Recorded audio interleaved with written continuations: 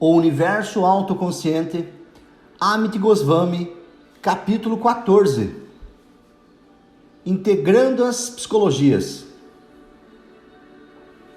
O self, o eu, não é uma coisa, mas uma relação entre experiência consciente e ambiente físico imediato.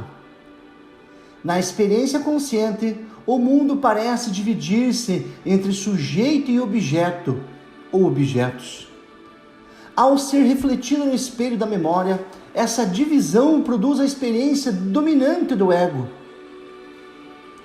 É vasto o pensamento filosófico sobre a natureza do self, ou do eu. Ramo este da filosofia, às vezes denominado de fenomenólogos. Fenomenólogos estudam a mente através da introspecção, de modo não diferente da meditação utilizada por filósofos místicos orientais e por psicólogos. São também numerosos os modelos psicológicos ocidentais, além do behaviorismo.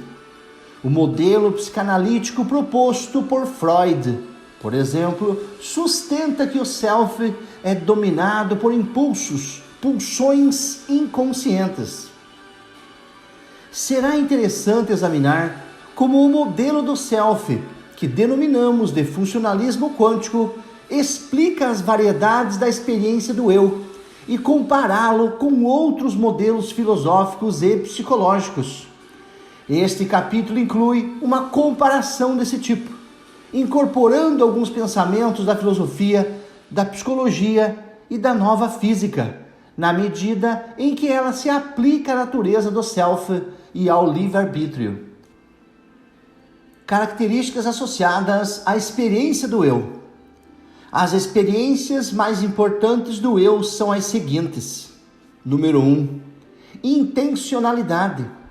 Focalização proposital, direcional em um objeto, incluindo desejo, juízo e especulação. Número 2. Autopercepção, senso do self. Número 3.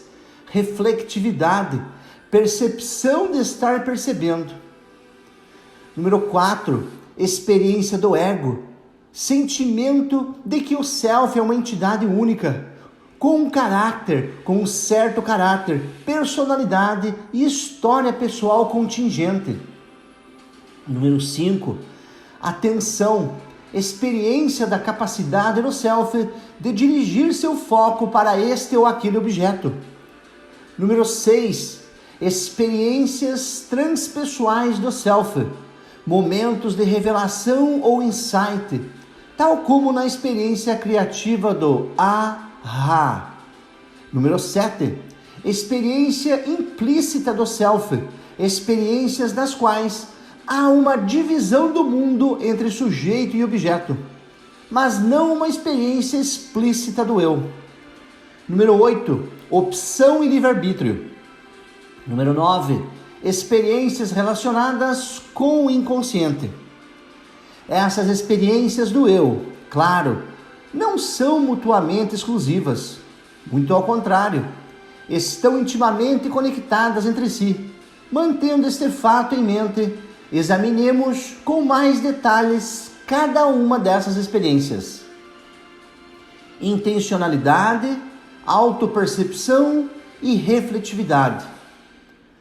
O gesto de apontar para um objeto, que é um concomitante da maior parte da experiência consciente, recebe na literatura filosófica o nome de intencionalidade. Há numerosos modos de intencionalidade, tais como desejo, raciocínio e especulação. A palavra, por conseguinte, não se refere apenas a intenções. A experiência do eu, que tem uma intenção, é, evidente, autoconsciente, mas também, mais do que isso, é dirigida e proposital em pensamentos e sentimentos. Assim, uma das experiências mais comuns do eu é a de vivenciar a si mesmo como um sujeito com intenções em relação a algum objeto. Outra experiência desse tipo ocorre quando pensamos em nós mesmos, quando em experiências de reflexão nos tornamos perceptivos de termos estado perceptivos. Esta também é uma experiência sujeito-objeto, na qual o eu representa o papel de sujeito e a consciência o de objeto. Mas o que causa a divisão do mundo em sujeitos e objetos? Filosofias diferentes dão respostas diferentes. As principais posições, as defendidas por materialistas e idealistas, são sumariadas abaixo. Para os realistas materialistas, a pergunta a ser respondida é a seguinte: de que maneira o sujeito surge de um conglomerado de objetos materiais, tais como neurônios e massa cinzenta? A resposta deles é epifenomenalismo. O sujeito é um epifenômeno emergente do cérebro. Ninguém, contudo, foi capaz de demonstrar como poderia ocorrer tal emergência.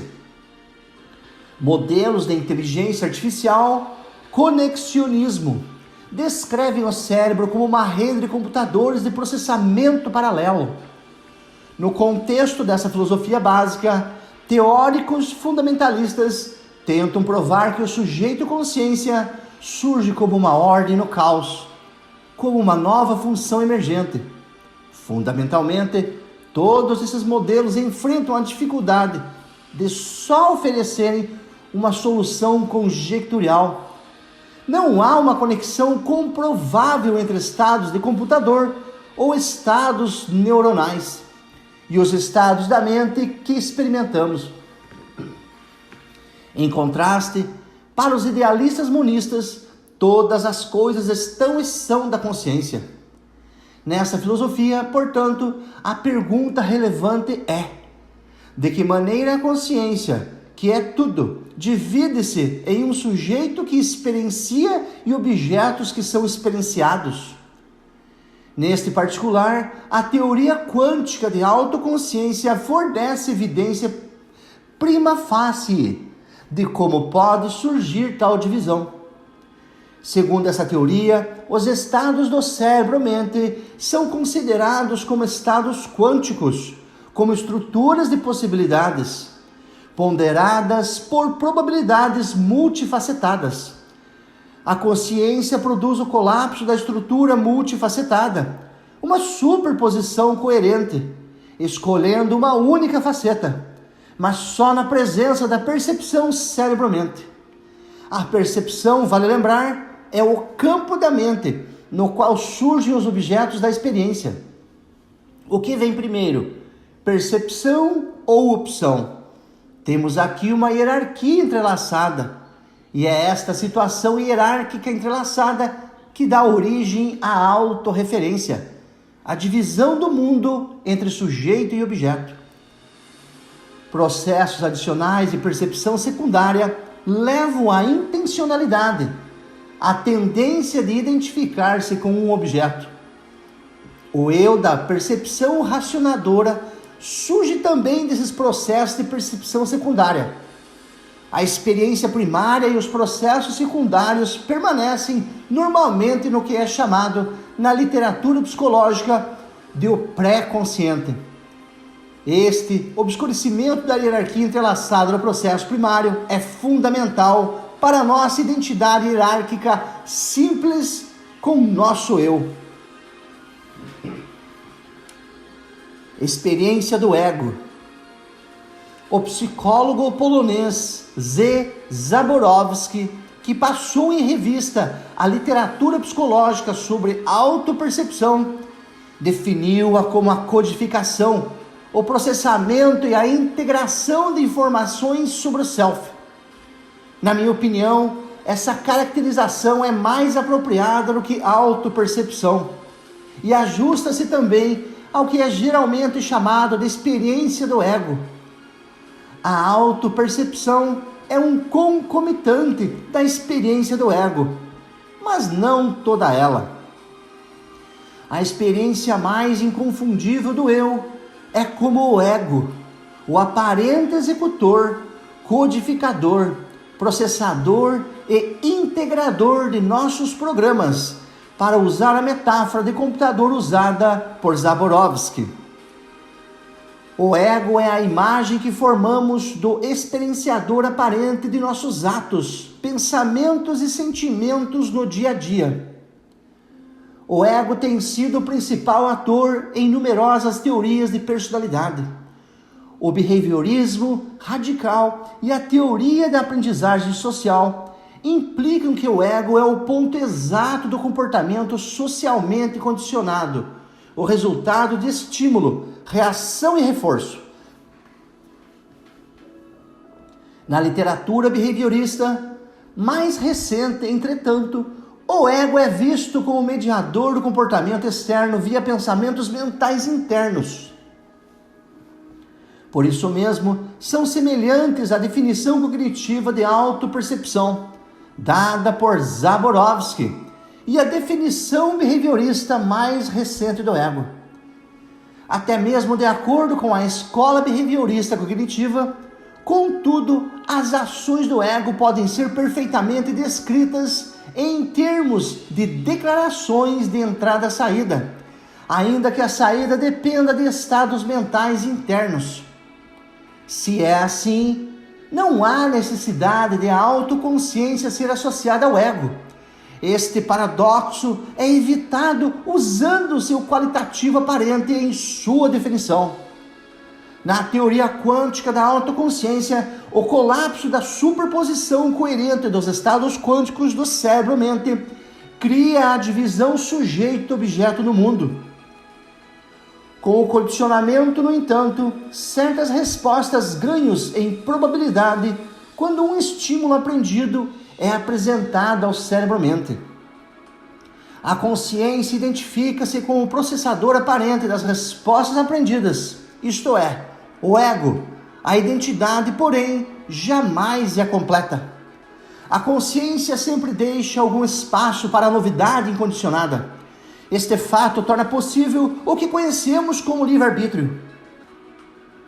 Atenção e ações conscientemente dirigidas. Conforme notou o fenomenólogo Edmundo Husserl, a autopercepção e, consequentemente, o ego estão associadas à direção que é dada à atenção consciente. Há também casos em que a atenção se move espontaneamente. Em experimentos cognitivos que envolvem recebimento e resposta a um estímulo, os sujeitos podem costumeiramente tocar uma campainha antes que tenham autopercepção da percepção do estímulo e antes que possam verbalizá-lo. Esta capacidade sugere que há experiências de percepção primária e secundária e que o ego está associado à secundária, mas não à primária. Husserl, ao descrever a associação inerente à autopercepção e à capacidade de dirigir a atenção, capacidade da qual não temos percepção, cunhou a expressão ego puro, para denotar um self unitário, do qual a autopercepção e o que dirige a atenção são dois aspectos, os dois lados da mesma moeda.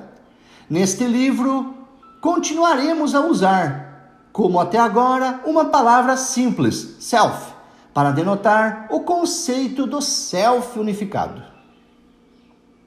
No modelo cognitivo funcionalista conexionista, não há explicação da autopercepção.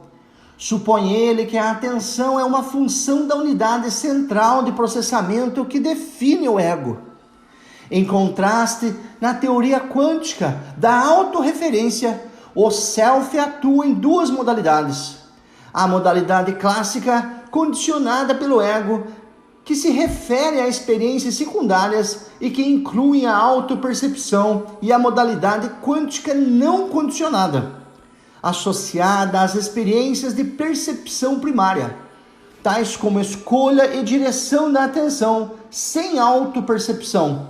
O modelo quântico, por conseguinte, concorda com o modelo dos fenomenólogos. Experiências transpessoais do self. Em algumas experiências, a identidade do self, como o ego, é muito menor que o habitual. Um exemplo, no particular, é a experiência criativa, na qual o experienciador frequentemente descreve o ato como um ato de Deus. Temos outro exemplo do mesmo tipo na experiência de pico, estudada pelo psicólogo Abraham Maslow. Essas experiências ocorrem acompanhadas de uma clara descontinuidade, em contraste com a continuidade do ego, mais comum no fluxo de consciência. Essas experiências serão chamadas de experiências transpessoais do self, uma vez que não é dominante a identidade com a pessoa particular do experienciador. Essas experiências levam, não raro, a uma ampliação criativa da autoidentidade definida pelo ego. Esta situação foi denominada de auto-individuação por Maslow, no trabalho previamente citado, e neste livro, como um ato de criatividade interna. Na psicologia oriental, esta autoconstrução criativa do self é denominada de despertar da inteligência, buddhi, em sânscrito. Uma vez que a palavra inteligência em inglês tem outras conotações, usaremos o buddhi, sânscrito, como significado da identidade ampliada com o self, transcendendo o ego. Embora o modelo cognitivo behaviorista não reconheça experiências transpessoais, a teoria quântica aceita-as como experiências diretas da modalidade quântica do self. Uma das principais características das experiências transpessoais, a não localidade, a comunicação ou propagação de influências sinais locais. A comunicação ou propagação de influência sem sinais locais. Descobertas científicas simultâneas são exemplos possíveis dessa sincronicidade não local. Experiências paranormais, como a telepatia, proporcionam outros exemplos. Experiência implícita do self. Conforme notou o filósofo existencialista Jean-Paul Sartre, grande parte da nossa experiência comum não inclui o ego, o eu. Sartre deu como exemplo disso um homem que conta cigarros. Enquanto conta, ele está absorvido nesse trabalho e não tem autopercepção ou qualquer outra referência a seu ego. Mas aparece um amigo e pergunta: "O que é que você está fazendo?" O homem responde: "Estou contando meus cigarros." Ele recuperou a autopercepção. Nesse tipo de experiência, há consciência e o mundo é dividido implicitamente em sujeito e objeto. Mas é pouca ou nenhuma a repercussão secundária da experiência. O exemplo de Sartre inclui-se na categoria mais baixa que o expoente da yoga hindu Patanjali, que viveu por volta do século II d.C., denomina de samadhi, começando com a absorção no objeto, o estado do samadhi mais baixo. O indivíduo inicia a jornada para transcender o objeto em samadhis cada vez mais altos. Eventualmente, ele chega a um estado em que o objeto é visto em sua identidade com a consciência cósmica não local. Na psicologia oriental, o sujeito da experiência de consciência cósmica é denominado de Atman. O cristianismo chama a entidade primária do Self universal de Espírito Santo. No budismo, ela é às vezes chamada de não-self, uma vez que surge simultaneamente e como co-dependente da percepção, mas não hierarquicamente superior a ela, seu objetivo, seu objeto. Outros filósofos budistas mencionaram o sujeito da percepção pura como sendo a consciência universal, como por exemplo no Lankavatara Sutra, conforme observa o atual Dalai Lama do Tibete. A terminologia do não-self confunde as pessoas, porque as leva a pensar em niilismo. Na psicologia moderna, a Saggioli referiu-se a esse self destituído do self como o self transpessoal. Na ausência de uma palavra inglesa inequívoca, usaremos a palavra sânscrita Atman para denotar o self da experiência de pura percepção. Na teoria quântica do self, o Atman é considerado como o self quântico, o sujeito universal incondicionado, com a qual a consciência se identifica e que surge codependentemente com a percepção após o colapso da superposição coerente quântica. A experiência do self individual, ou ego, surge no espelho da memória com origem em repercussões secundárias das experiências primárias. Prova neurofisiológica considerável demonstra que existe uma defasagem temporal entre as experiências da percepção primária e secundária. Opção e livre-arbítrio. Talvez a mais enigmática de todas as experiências do self sejam aquelas que implicam opção ou livre-arbítrio. Todas as experiências conscientes envolvem uma abertura para o futuro e, neste sentido, podem ser julgadas como implicando abertura ou possibilidade.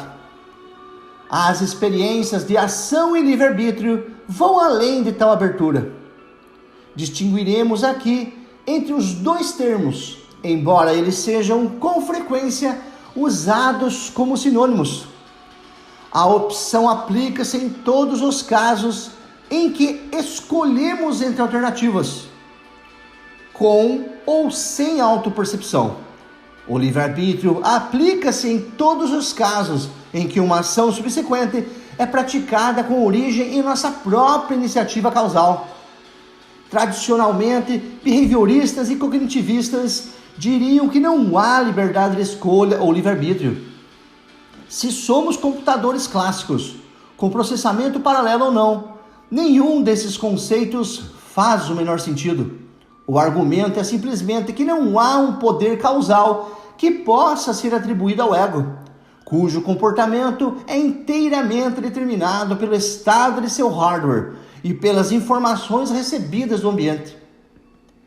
As psicologias espiritualista e transpessoal concordariam com a avaliação behaviorista de que o ego não tem livre-arbítrio, mas insistiria em que há uma vontade livre real. Ela é a vontade livre do Atman, a consciência que existe antes de qualquer tipo de experiência reflexiva do self individual. Se o ego não possui vontade livre, como é que nós, em nosso ego, o transcendemos? O que é objetivo das tradições espiritualistas? A resposta de que o ego é uma ilusão não parece satisfatória. Com a ajuda da teoria quântica da consciência, podemos eliminar agora a perplexidade conceitual sobre o livre-arbítrio. Na teoria quântica, a opção define o self primário, o Atman. Escolho, por conseguinte, hierarquicamente entrelaçado, eu existo. Com o condicionamento a que estamos sujeitos, no entanto, a escolha não é mais inteiramente livre, mas predisposta em favor de respostas condicionadas. A pergunta, então, é: até que ponto se estende o condicionamento? Obviamente, no nível do processo primário, não há condicionamento em consequência, tampouco há restrições à liberdade de opção. No nível secundário, temos respostas condicionadas sobre a forma de pensamentos e sentimentos, mas seremos obrigados a agir motivados por eles? Nosso livre-arbítrio no nível secundário consiste da capacidade de dizer não a respostas condicionadas aprendidas. Notem que somos levados a usar as palavras opção e livre-arbítrio de uma forma um tanto diferente. E isto é bom. Experimentos neurofisiológicos correntes demonstram que há vantagem em não usar a expressão livre-arbítrio, como na experiência de usar o livre-arbítrio para levantar um braço.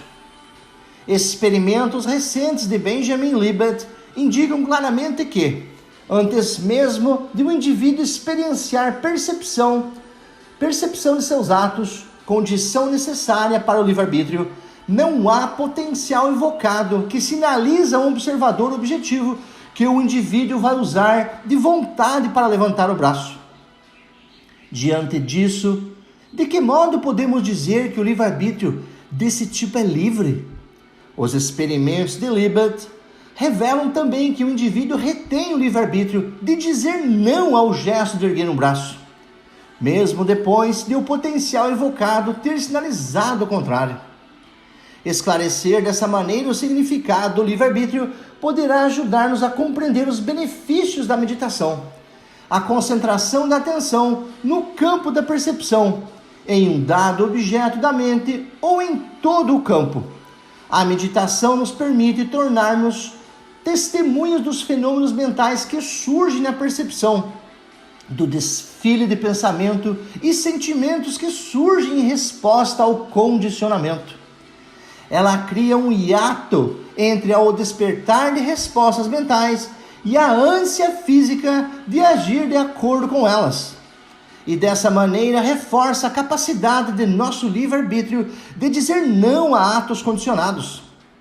É fácil compreender o valor desse reforço para mudar comportamento destrutivo habitual.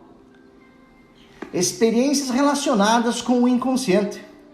Algumas experiências dizem respeito ao que é inconsciente em nós.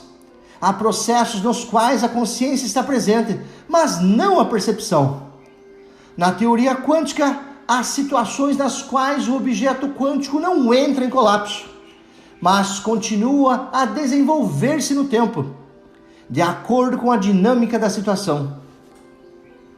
A dinâmica inconsciente, no entanto, pode representar um papel importante em eventos conscientes posteriores.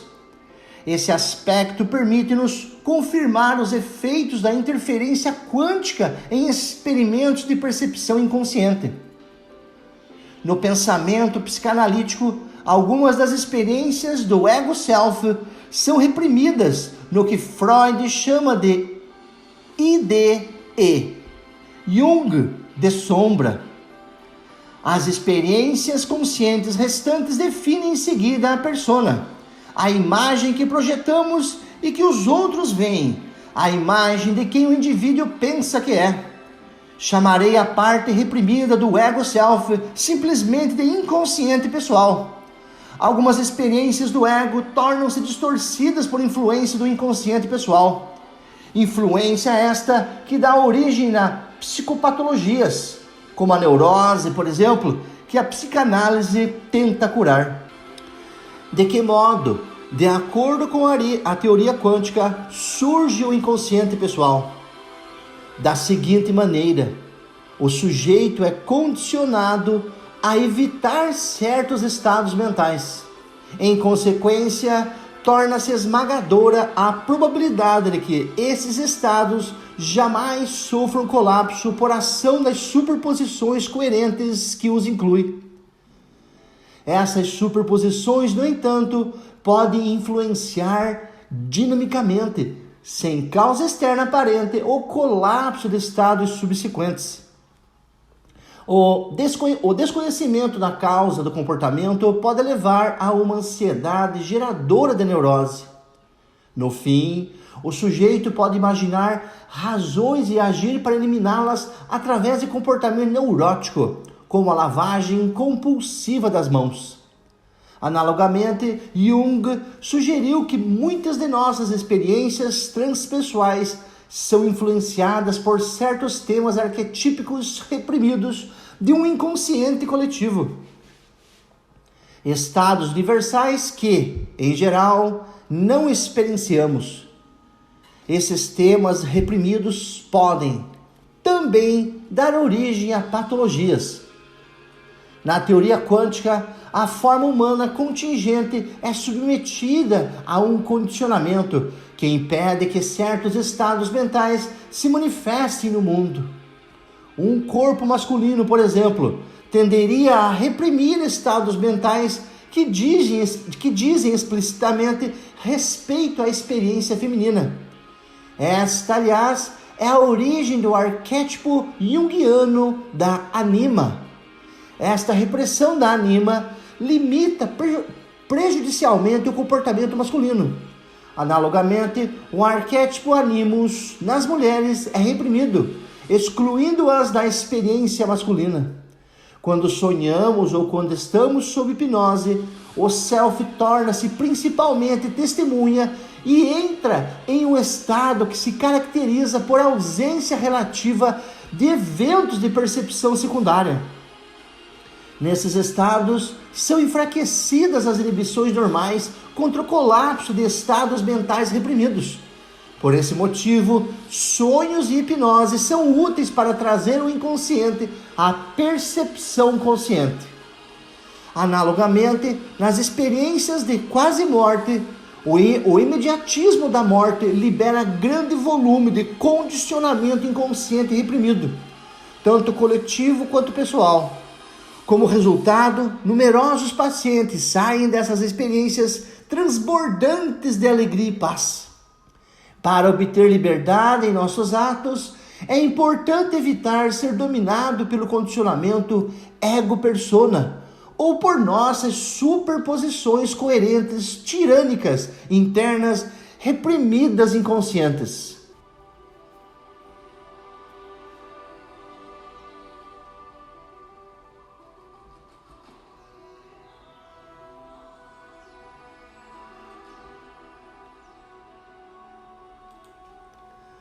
O espectro da autoconsciência.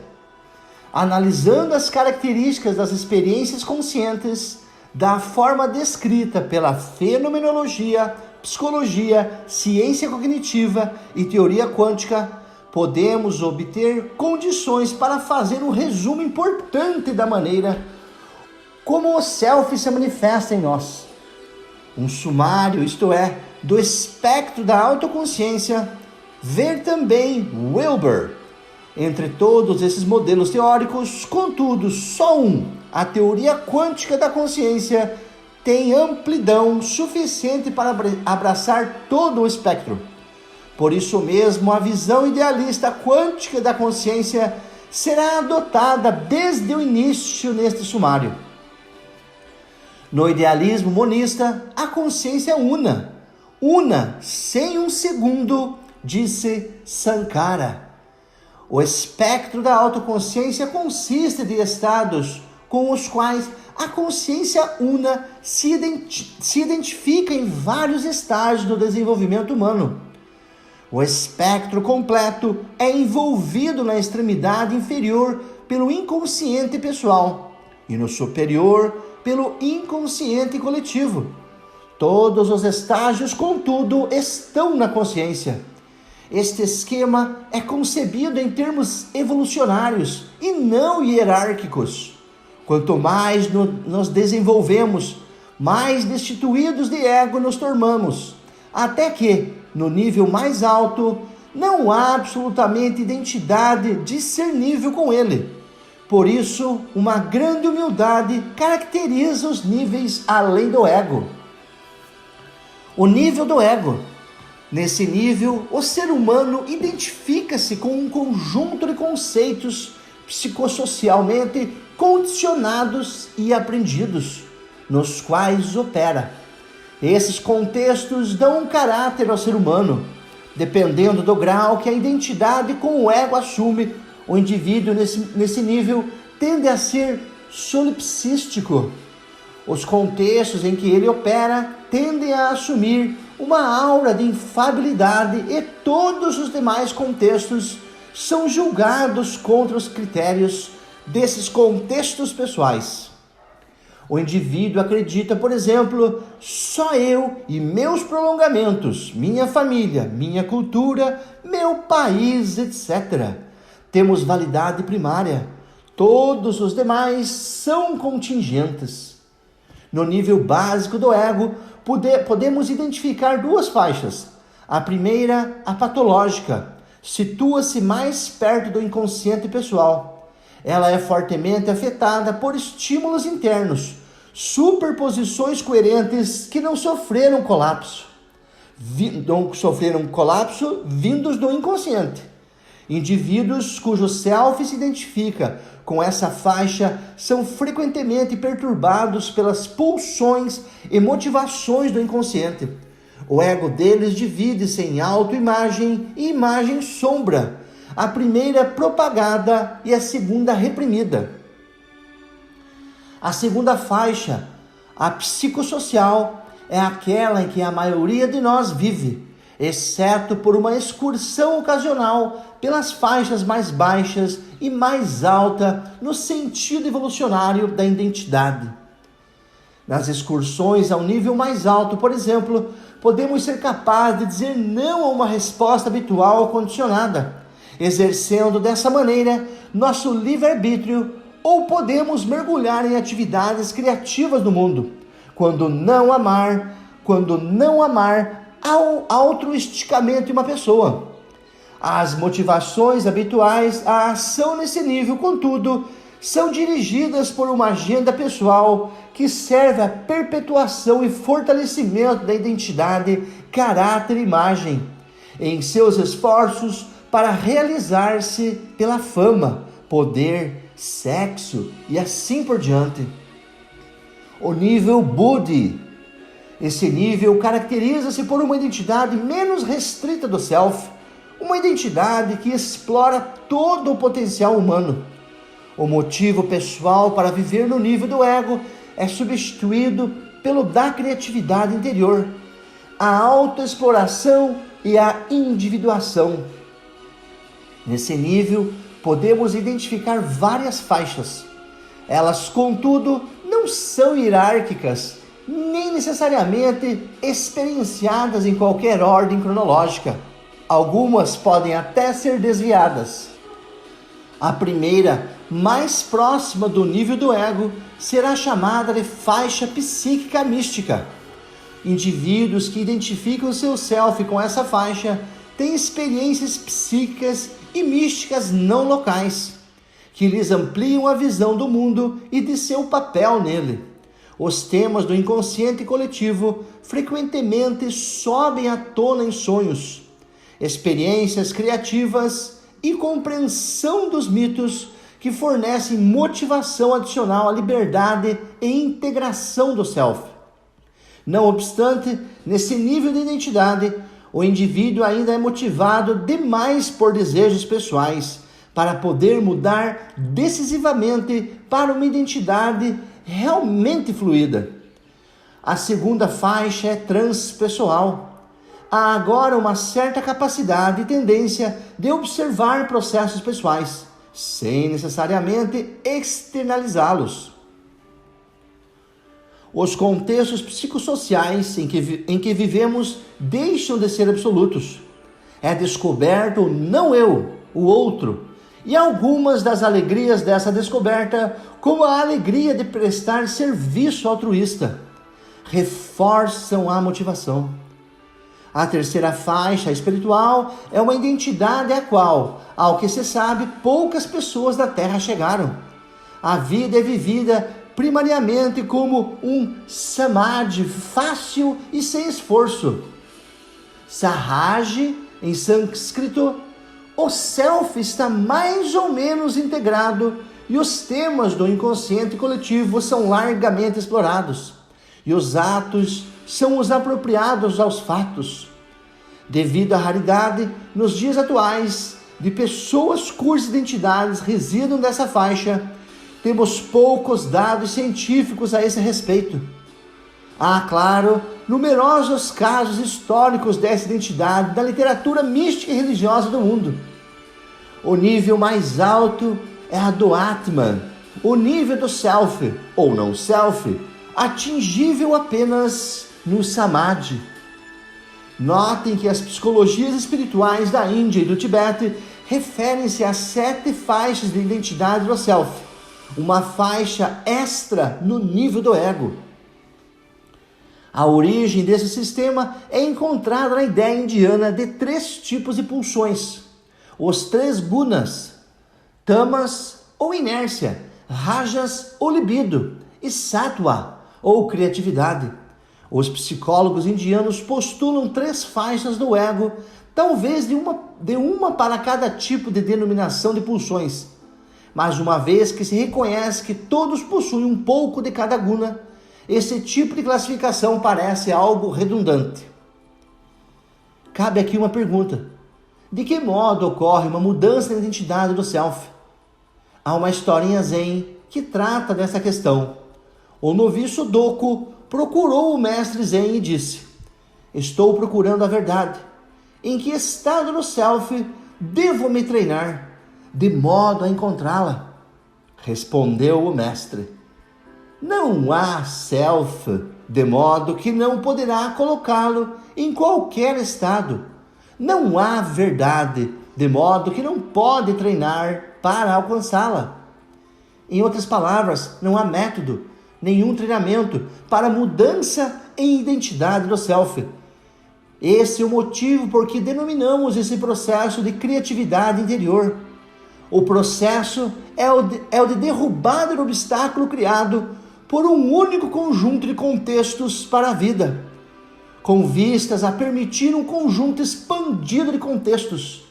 Estudaremos com mais detalhes esse processo na parte 4. Notem que a interação aqui obtida das teorias de personalidade e do self no contexto da teoria quântica da consciência poderia levar também à interação das várias escolas de psicologia: psicanalítica, behaviorista, humanista transpessoal e cognitiva. Embora tenhamos demonstrado que o modelo baseado na ciência cognitiva e na inteligência artificial é falho como descrição completa do ser humano, ele ainda assim serve como simulação útil da maioria dos aspectos do self relacionados com o ego. Parte 4. O reencantamento do ser humano. O primeiro esboço desse livro foi escrito no verão de 1982. Eu sabia, no entanto, que havia profundas incoerências no material. Elas tinham origem no apego muito sutil a um dos dogmas fundamentais da filosofia realista. A consciência tinha que ser um epifenômeno da matéria. O biólogo Roger Sperry falou em consciência emergente, uma consciência causalmente poderosa que emergia da matéria, do cérebro. De que maneira poderia isso acontecer? Há um círculo vicioso, obstinado no argumento de que alguma coisa feita de matéria pode agir sobre ela com novidade causal. Eu podia ver, nesse caso, a conexão com os paradoxos da física quântica. Como poderíamos nossas observações produzir um efeito sobre o comportamento de objetos, sem postular uma consciência dualista? Eu sabia também que a ideia de uma consciência dualista, separada da matéria, criava seus próprios paradoxos. A ajuda chegou de uma direção inesperada. Como cientista, sempre acreditei em uma abordagem total de problemas, uma vez que, nessa ocasião, minha pesquisa consistia evidentemente uma exploração da natureza da própria consciência. Achei que devia mergulhar também em estudos empíricos e teóricos da consciência. Essa orientação implicava psicologia, embora os modelos psicológicos convencionais, dadas suas raízes do realismo materialista, evitem experiências conscientes que contestem essa visão do mundo. Outras psicologias menos convencionais, contudo, tais como o trabalho de Carl G. Jung e Abraham Maslow, pressupunham um conjunto diferente de suposições. Essas ideias apresentam maior ressonância com a filosofia dos místicos, uma filosofia que se baseia em enxergar espiritualmente através do véu que cria a dualidade. Para remover o véu, os místicos prescrevem que o indivíduo se torne atento ao campo da percepção. Este estado de atenção é, às vezes, denominado de meditação.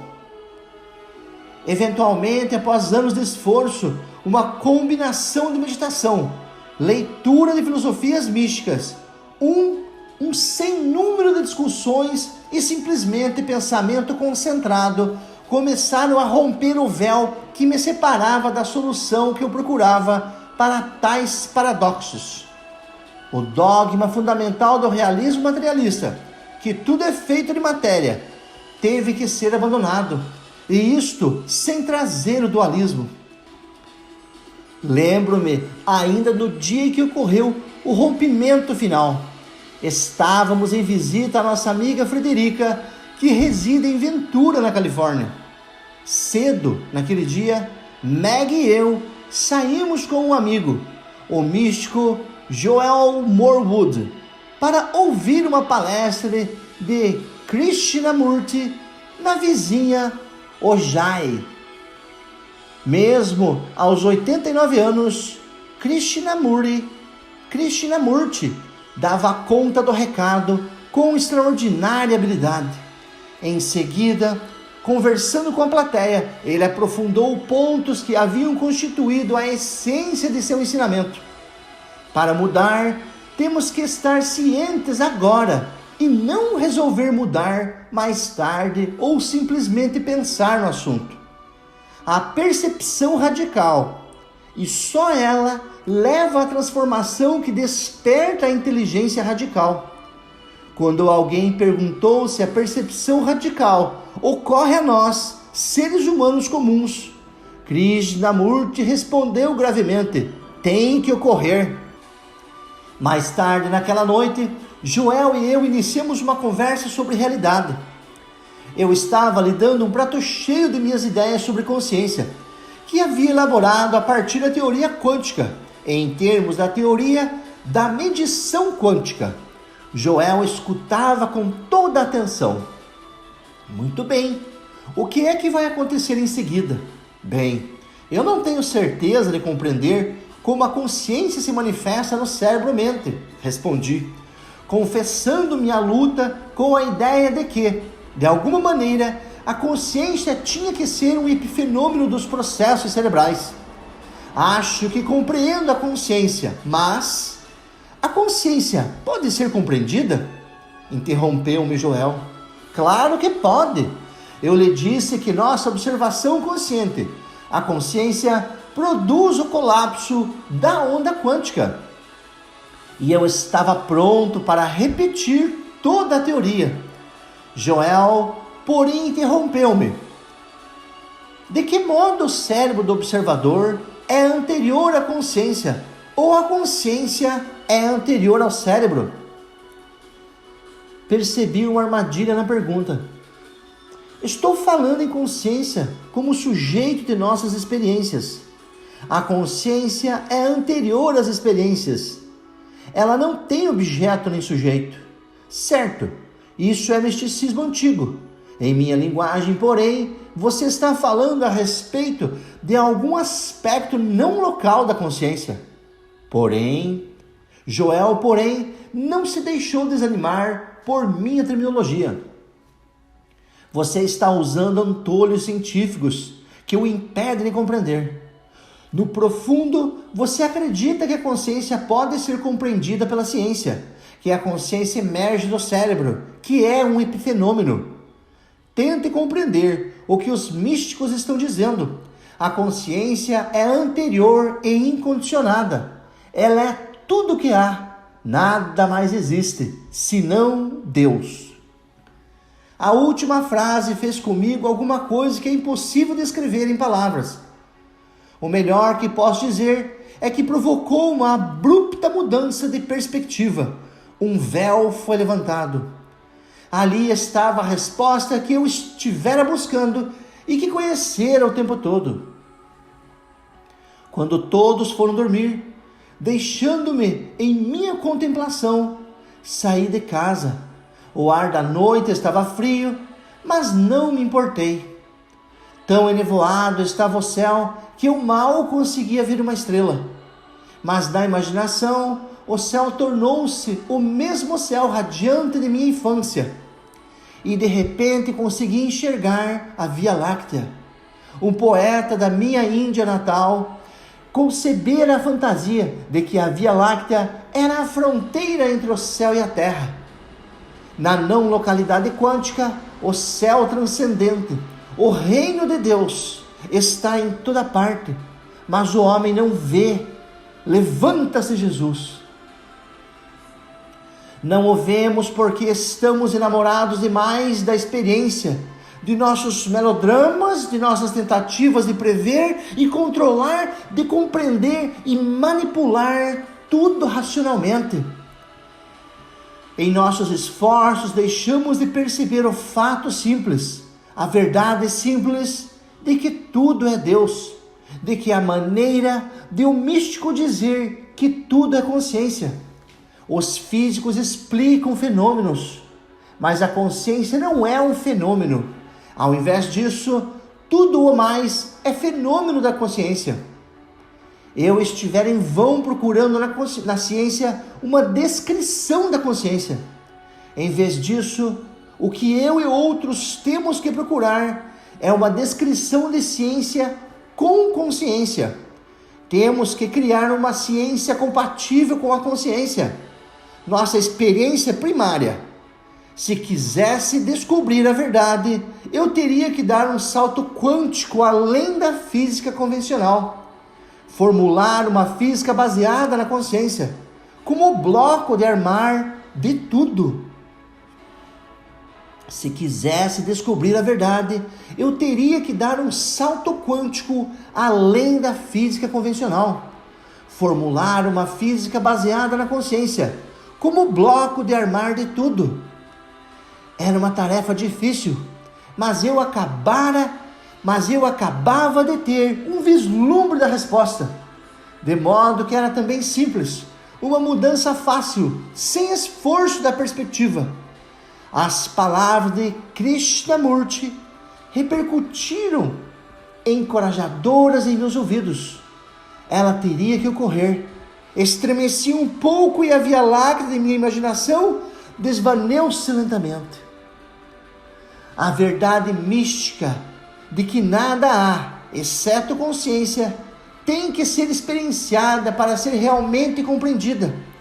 Exatamente como uma banana, no domínio sensorial. Exatamente como uma banana no domínio sensorial, precisa ser vista e saboreada antes que o indivíduo saiba realmente o que ela é. A ciência idealista tem o potencial de restaurar a consciência à criatura fragmentada, semelhante a Guernica, que obceca a todos nós. A fragmentação do self, porém, tem origem não só na visão incompleta do mundo do realismo materialista, mas também na natureza da identidade com o ego. Se nós, em nosso ego separado, fragmentado, quisermos ser inteiros novamente, teremos não só de compreender intelectualmente a situação, mas também mergulhar em nossos espaços interiores a fim de vivenciar o todo. No mais célebre dos mitos bíblicos, Adão e Eva vivem uma vida encantada na completeza do Jardim do Éden. Após comerem da fruta do conhecimento, são expulsos daquele local de encantamento. O significado do mito é claro. O preço da experiência do mundo é a perda do encantamento e da inteireza. De que modo podemos reentrar naquele estado encantado da inteireza? Falo não de uma volta à infância ou a alguma idade de ouro, nem me referindo à salvação na vida eterna após a morte. Não, a questão é de que modo podemos transcender o nível do ego, o nível do ser fragmentado. De que modo podemos conquistar liberdade, mas ao mesmo tempo viver no mundo da experiência? Em resposta a essa pergunta, discutiremos nesta sessão, no contexto da ciência idealista, o que é convencionalmente denominado de jornada espiritual. Tradicionalmente, elas foram prescritas por líderes religiosos profissionais, padres, rabis, gurus e outros, conforme veremos, o cientista quântico pode contribuir com algumas sugestões relevantes. Sugiro que, no futuro, ciência e religião cumpram funções complementares. A ciência realizando o trabalho preliminar em forma objetiva do que precisará ser feito para recuperar o encantamento, e que a religião oriente a pessoa através do processo de fazê-lo.